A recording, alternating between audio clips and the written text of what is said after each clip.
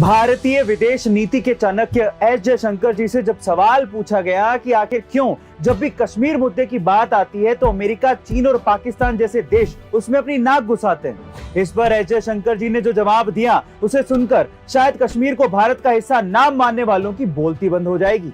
उन्होंने कहा कि कश्मीर हमारा बनाया गया मुद्दा है, ये हम ही लोगों ने आर्टिकल 370 को इतने साल तक जीवित रखा, ये हमारी कमजोरी थी और जब भी कोई बड़ा देश कमजोर होता है तो दुनिया उसका फायदा उठाती है। लेकिन जब साल 2019 में मोदी जी के नेतृत्व में संसद ने आर्टिकल 370 हटाने का निर्णय लिया, उस दिन से कश्मीर मुद्दे पर जिस खिड़की से दुनिया हस्तक्षेप करती थी वो खिड़की ही बंद हो गई। और कुछ दिनों पहले श्रीनगर में जो G20 समिट हुआ है उसे आप कम मत समझिए, ये तो बस एक टेस्ट था। आगे आगे आप देखते रहिए, हम कश्मीर को मेन स्ट्रीम में लाकर रहेंगे। गाइस, ये जवाब था एस जयशंकर का।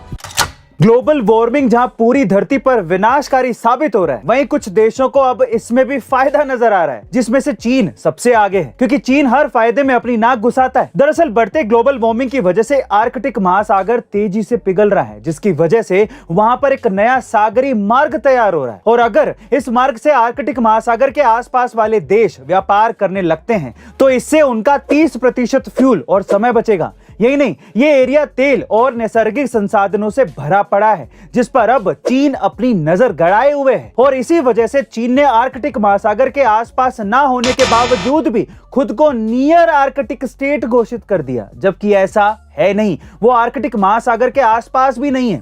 साथ ही चीन ने रशिया के साथ मिलकर $10 बिलियन इन्वेस्ट भी किए हैं, जिससे वो आर्कटिक महासागर में नया सागरी मार्ग बनाने वाला है, जिसे भविष्य में ट्रेड के लिए वो यूज करेगा। और अगर ऐसा हुआ तो चीन को इससे $120 अरब का फायदा होगा। अब आप समझ ही गए होंगे कि चीन इसमें नाक क्यों घुसा रहा है, पर इससे इंडिया को फायदा होगा या नुकसान, कमेंट सेक्शन में जरूर लिखिएगा। मिलते अगली वीडियो में। गाइस, अगर आप लोग भी ये सोचते हैं कि डायमंड कोयले से बनता है तो आप लोग शायद गलत हैं। चलो थोड़ा फैक्ट चेक कर लेते हैं।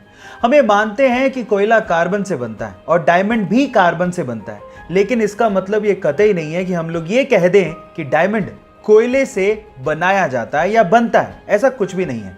मैं आपको आपकी जानकारी के लिए बता दूं कि जो कोयला होता है वो अर्थ से 2 या 3 किलोमीटर नीचे पाया जाता है और उसके साथ कुछ मेटल की इंप्योरिटीज भी होती हैं। लेकिन डायमंड एक्चुअली अर्थ से 90 किलोमीटर नीचे बनता है, और ये तब बनता है जब कार्बन बहुत ज्यादा टेम्परेचर और प्रेशर पे कंप्रेस हो जाता है ना। ये इंटरेस्टिंग फैक्ट। इसका मतलब ये हुआ कि डायमंड कोयला नहीं है, ये आप लोग ध्यान रखिएगा। ये इंटरेस्टिंग फैक्ट आपको कैसे लगा चैट सेक्शन में लिखना मत भूलिएगा।